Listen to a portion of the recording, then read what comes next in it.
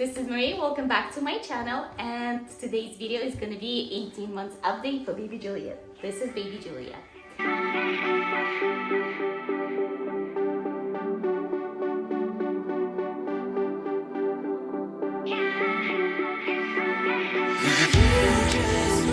Juliet is my third baby, and if you follow me on Instagram, you know I'm always gushing over how darn cute she is.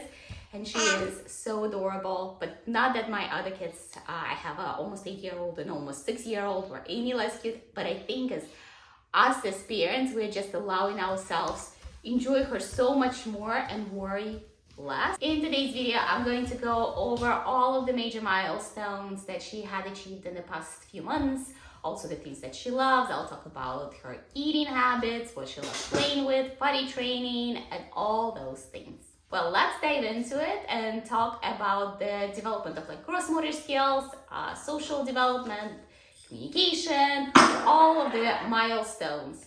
When it comes to fine motor and gross motor development with Juliet, she's been really into coloring lately. She loves doing pencils, pens, markers.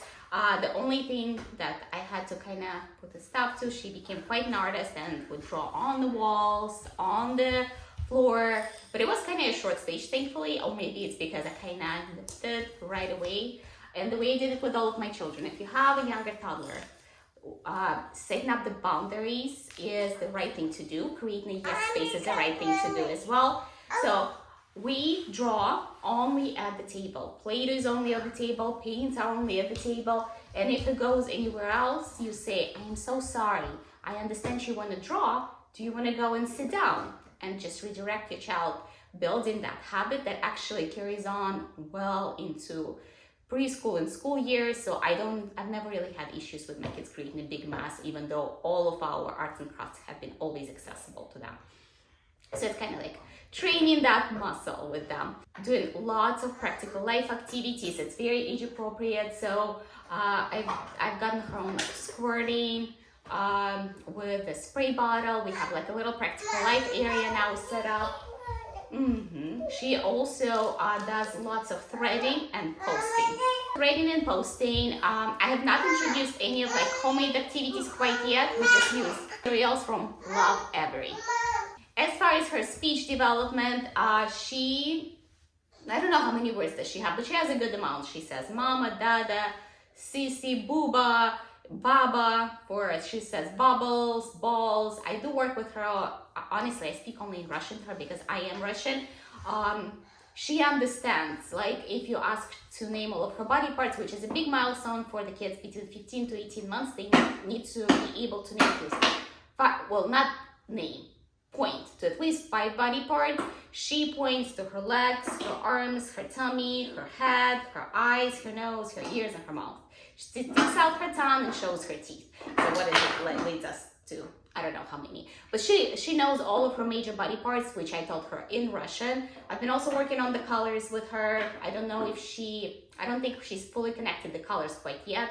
She also knows the sounds of the animals, frequently makes them, like the dinosaurs growl at each other, the dogs bark, farm animals like cows moo, horses, pigs, all that stuff. So she loves doing that. She's also really into learning how to open and close different open and close structures. She loves doing posting with pads, like the one that she's doing behind me right now. I'll show it to you later, the material. This is from Love Every. She got it for Christmas. We also have Schoolsy pads, and all of my children always loved it. As far as her gross motor development, she kicks the ball really well. She loves climbing on everything. You have to keep an eye on her. She's also figured out how to climb up on our little roller coaster we have in the backyard, and she will climb up and roll down on it. Right now I have it outside, so if it does roll, she kind of rolls into the grass. She loves playing hide and seek and tag. Those are some of her favorites. She's been loving мальчик качается на качеле. Loves reading books. Like she brought me a book right now. This is from Love Every, and I'm a partner with Love Every, so we have all of their play kits up until I think this age, pretty much. And I love Every toys. I'll be honest, a lot of my other toys that were similar to Love Every kind of like transition. I gave them away. but I might keep her. She definitely is trying to talk a lot and putting together the sentences, and a lot of the times I do recognize the words in them, but most of the time it's baby babble, and she babbles a lot. Oh. She loves social games. As far as her social development, obviously being a third child and being around all of the children that she constantly is around, I'm gonna kind of move on into the toys that she loves, because it kind of goes together with the activities that we do and her milestones. So it's very appropriate for the babies at this age to start mimicking imaginative play. It's not full-on imaginative play, but it's getting there. So as an example, she loves her baby. We call Lala. And every time she comes to the playroom, she puts Lala in the stroller. She pushes Lala around, she gives Lala a bottle, then she puts the blanket on Lala, so she like takes care of the baby doll. She also loves playing with dinosaurs, and the dinosaurs growl with each other. Sometimes they give each other hugs and kisses too, because she's a very loving girl. Another thing that she loves all of her like posting, stacking, all the age appropriate toys. Lala упала. I will say, uh-oh, if something fell down. So like she has a good way to get her message across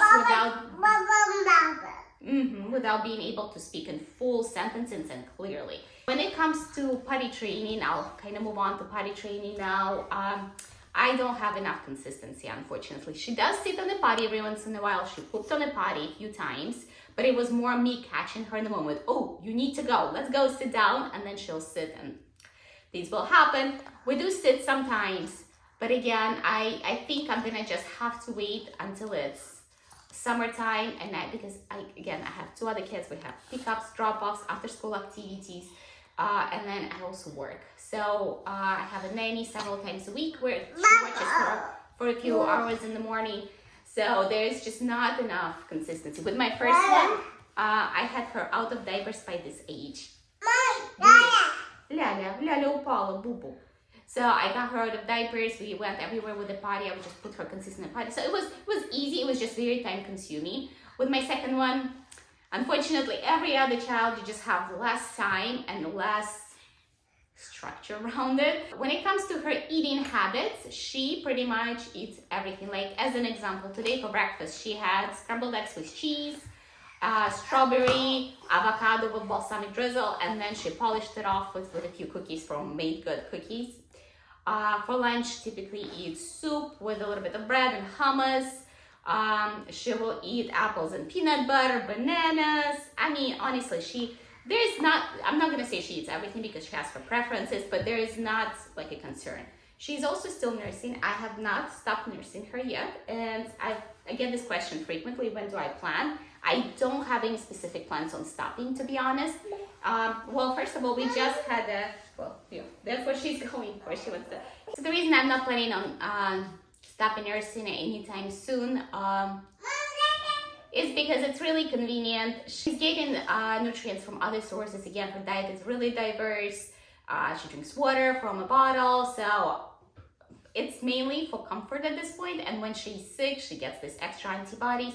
It will happen naturally. As far as her sleeping, she goes to sleep at about 7:30 at night and sleeps till about 6. She does wake up to nurse, and we do co-sleep. We have like a small crib right next to our bed. I have to watch her because so I just nurse her at night, and she pretty much just goes back to sleep. So the sleep is all right, I would say. During the day, she is not the big napper. She will nap 1 to 2 times.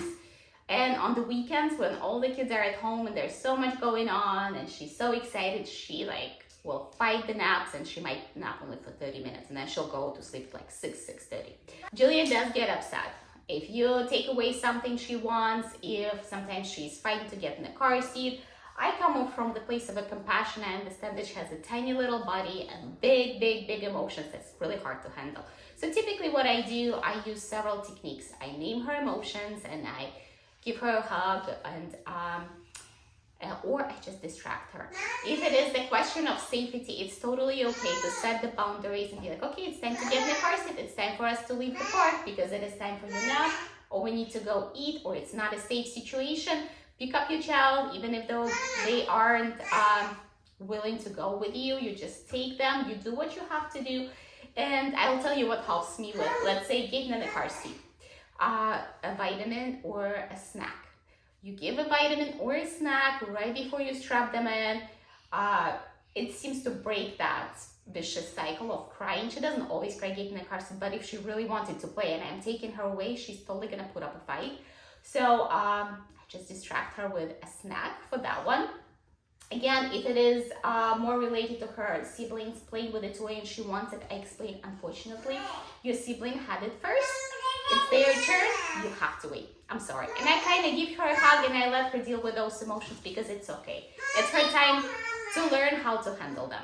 I will be posting a separate video with all of the activities that we do. I do lots of activities based on the curriculum that I developed, the Learning Center. It's a lot of activities that you can do with the items that are available at your house. So we do lots of those. We use a lot of library materials as well, and also obviously Montessori materials and activities that I have for my children. So all of that is coming. I hope you guys enjoyed this video. If you did, make sure to give me a like, subscribe to my channel, and I'll see you later.